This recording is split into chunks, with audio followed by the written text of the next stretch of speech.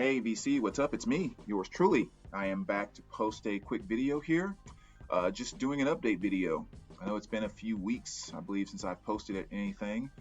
Um, Definitely still been checking out your guys' videos. Always doing that, but just haven't been posting a lot myself. But just I've picked up a few things since my last post, which again I think has been about 3 weeks or somewhere in that neighborhood. So just wanted to do a quick video and share a couple things.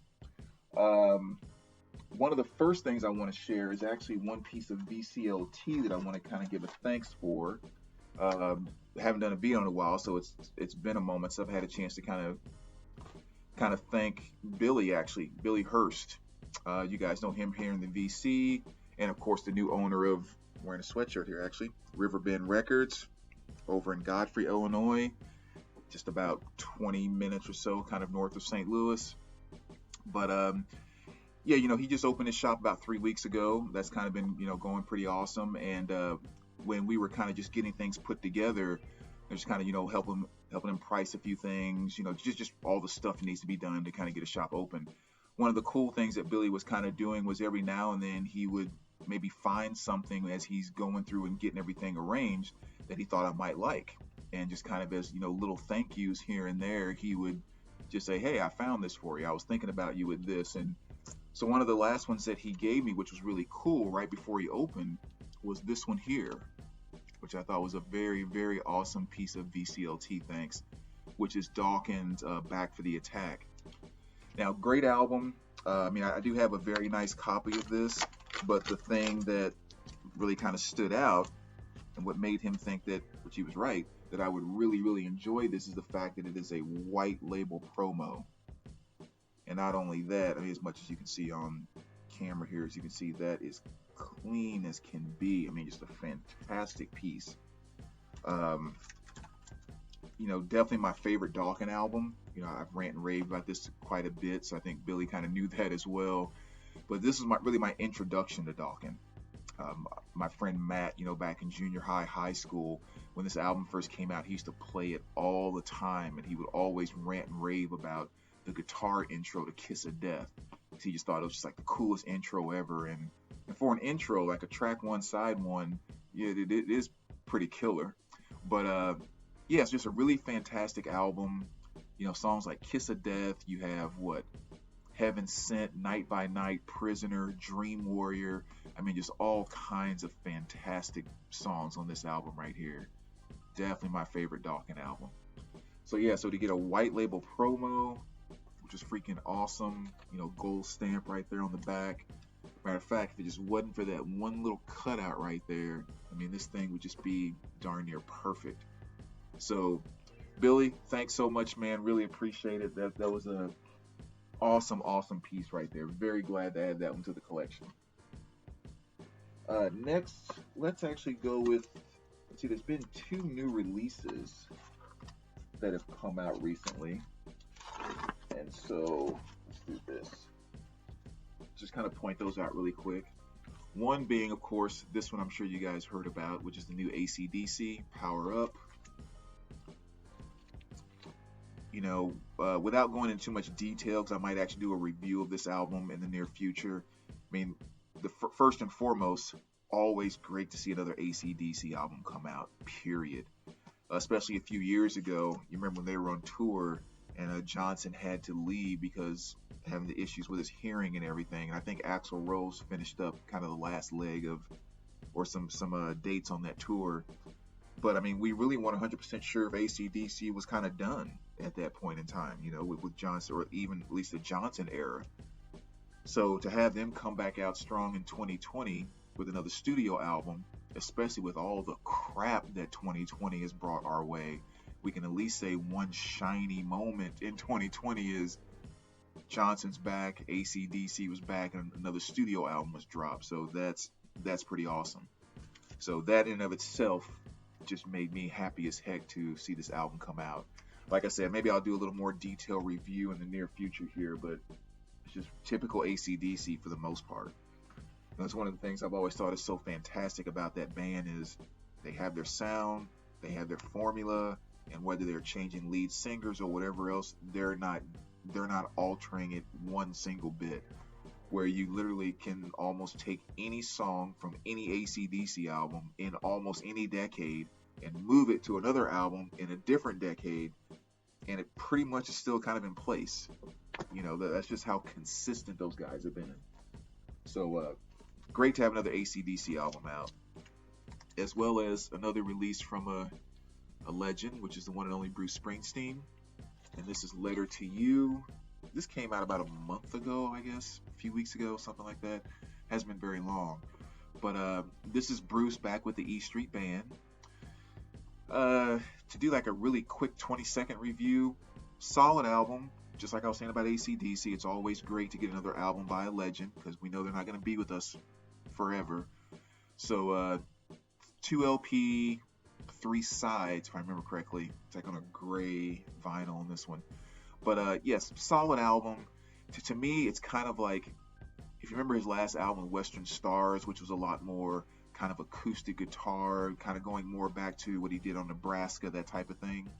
The feeling I get from this album is he kind of wanted to do that, but he was taking those songs and making them a little more E Street Band kind of presentation, which I actually would have been happier maybe if he would have kind of went more of a Western Stars 2 approach on this album instead. But still solid, and if you're a Bruce fan, you'll kind of like it. I'm actually seeing their faces almost.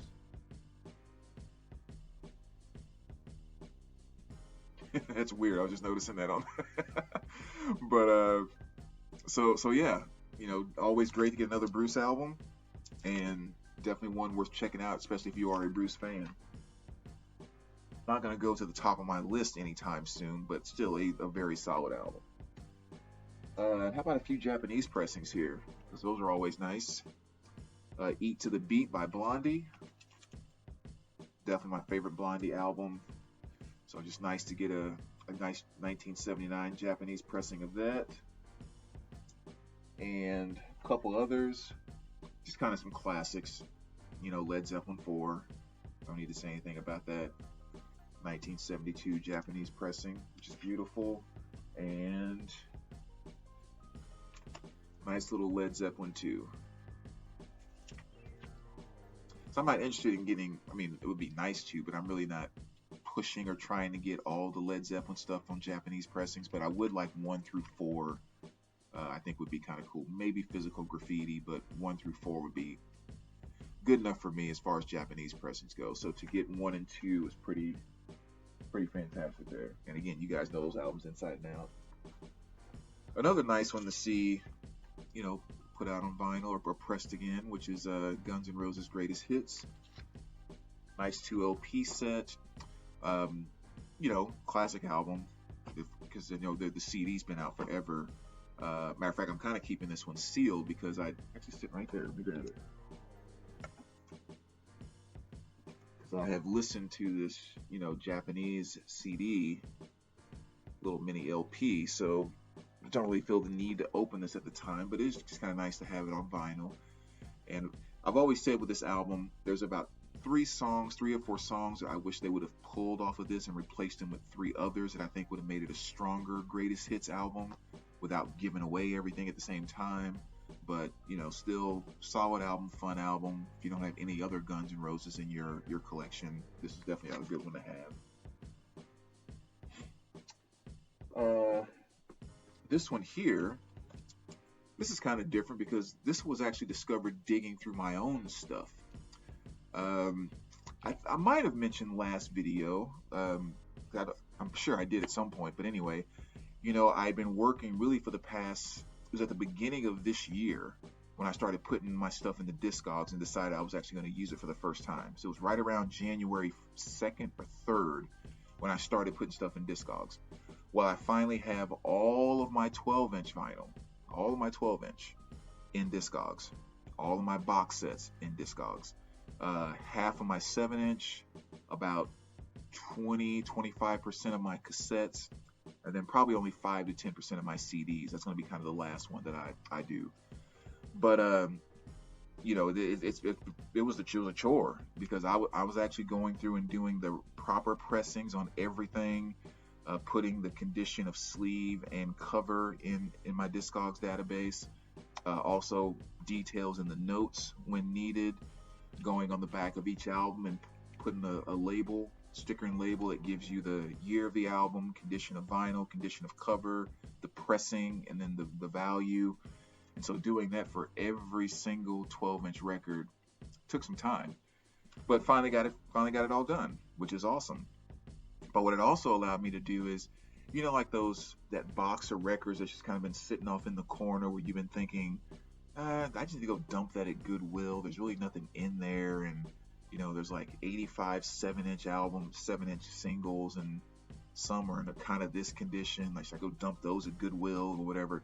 Things that aren't really of value, so to speak. Well, I finally had a chance to start going through some of that stuff and figuring out what to just give away, and this popped up in there. And so I was looking at it, I remember I bought that a few years ago. I hadn't heard of them. I listened to it, a few things in the store, and I kind of liked it. And so I picked it up for like $4 or $5, I think, what I paid for it at the time. And so I threw it back on again. I was like, I really kind of dig it. Kind of like a V3 photograph burn. Kind of like mixing things together, a garage stoner rock with a little bit of like punk influence, not speed of punk or anything like that, but more so just kind of like the rawness or whatever. And I was just kind of digging it. I was like, that's a cool freaking album. I'm gonna put that in my database and get it put in my collection. And then went in and looked it up, and it's like a $75 album, and I'm like, holy cow. So it was nice to kind of discover a very nice piece digging through my own crap. I even found a couple of 7-inch too that I didn't realize were valuable, and one kind of sold for $25 on Discogs, another one sold for $98. I mean, I was like, glad I finally got a chance to go through this and didn't just give it away. Next to here, let's go a little rap and hip hop here. Banned in the USA, Luke Skywalker featuring the 2 Live Crew. Or just Luke, I guess. But just a classic album. This is one that definitely goes back to my high school cruising the boulevard days. Matter of fact, when I listened to it, I think it was last weekend, just spun the whole thing from front to back, and just hearing all those songs just so took me back to the boulevard. Because back then, this is just one of those cassettes that we played all the time. When you were cruising up and down the boulevard where I was from, there was pretty much 2 artists you were guaranteed to hear. And it was a 2 Live Crew and Luke, or it was Too Short. Like, those two were absolute givens. You may have some Magic Mike thrown in there, and some Ice Cube or NWA thrown in there, D Nice thrown in there, Eric B. and Rakim and all of that. Sure, the DOC, EPMD, but ultimately, everybody at some point in time was bumping 2 Live Crew or Too Short. So this album is definitely one that takes me back to those days. And mainly the song Strip Club. That was the one that we really used to. My friend John and I, we used to just bump the heck out of that song.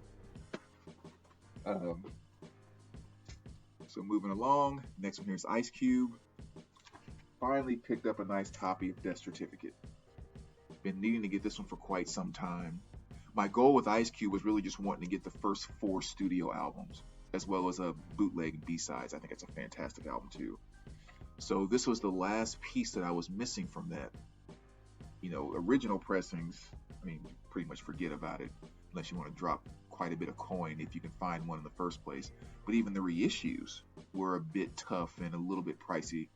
But I was finally able to get one. I'd actually purchased one online a few months ago, but as soon as the box landed at my doorstep and I came home and found it, I was like, yes, it's here. Grabbed the box, and I could see on the box there was a gigantic crease through the box. And I'm like, so the album is screwed up. And sure as crap, there was just a huge, gigantic crease right there. But as long as I had waited for the album, I just was kind of sitting there thinking, can I accept that?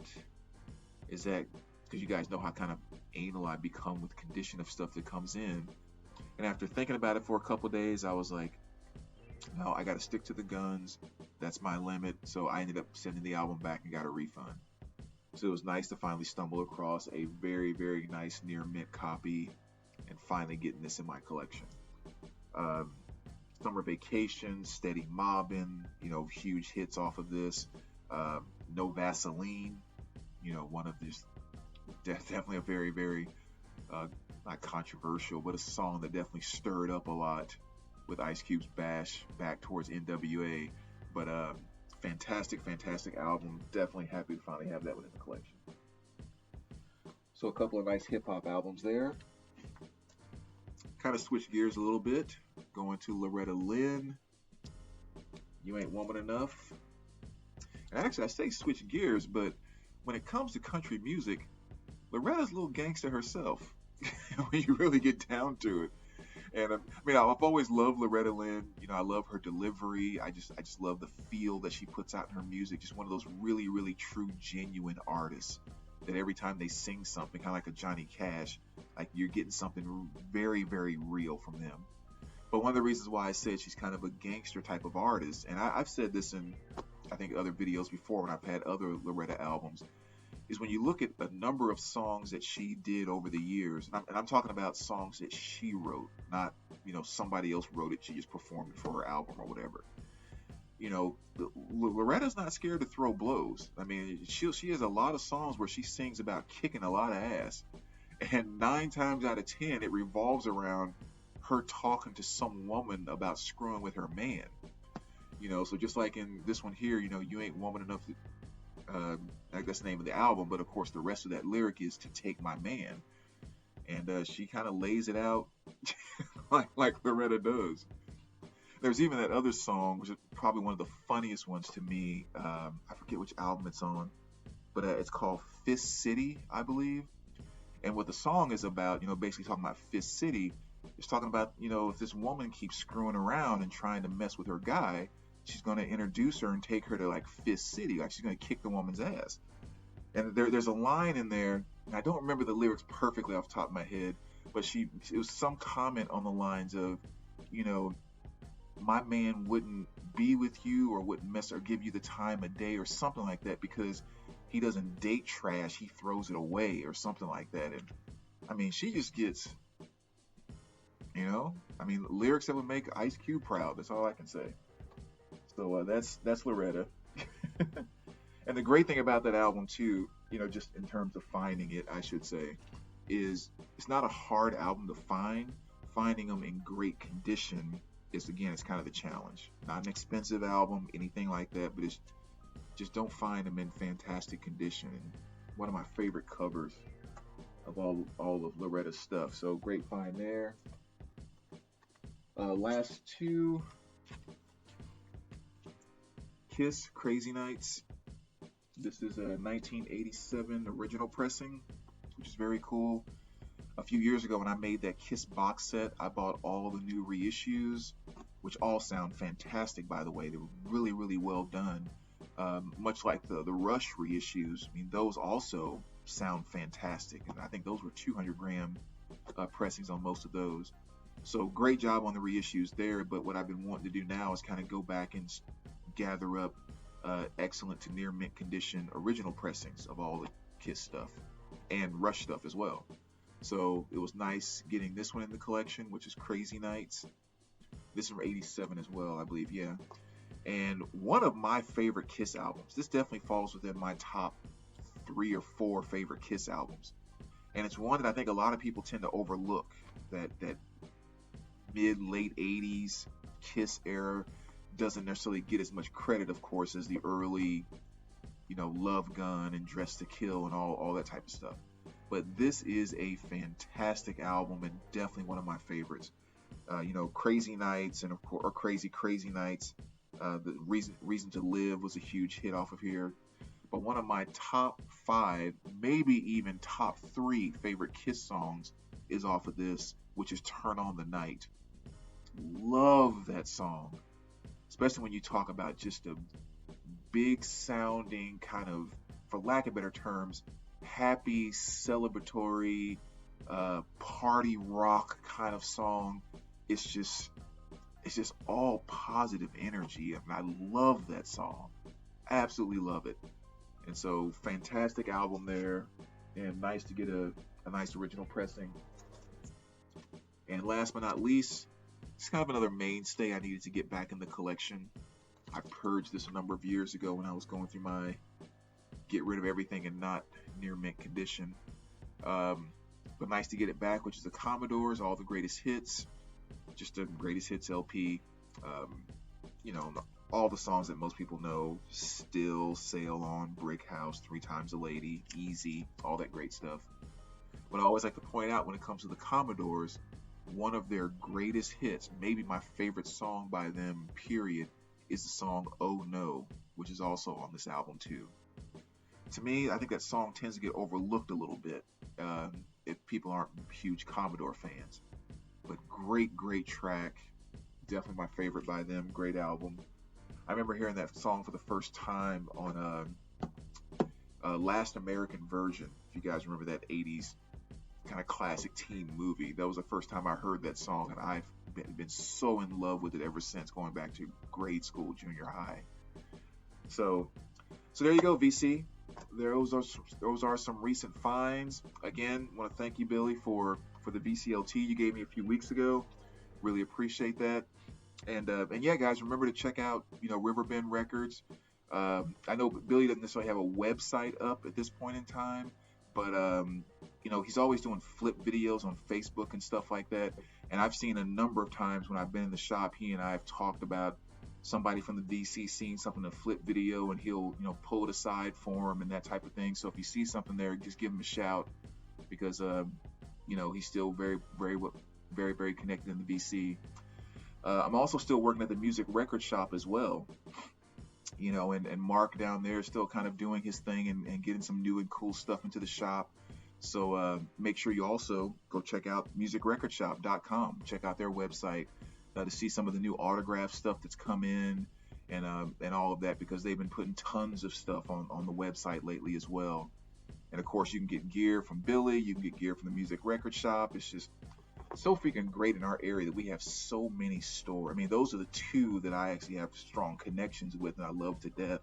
But we have so many freaking great stores in this area. I mean, we really lucked out in that regard, especially to be a kind of a mid-sized city, so to speak.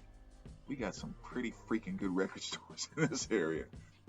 But I'm going to see about doing a music record shop giveaway in the next week or two. Going to sit down and kind of touch base with Mark when I go in this week to the music record shop, and just kind of see if there's some other stuff we'll kind of put together for the next giveaway, and we'll kind of go from there as well. So thanks as always for tuning in, VC, and we will be back soon. All right, take care, guys.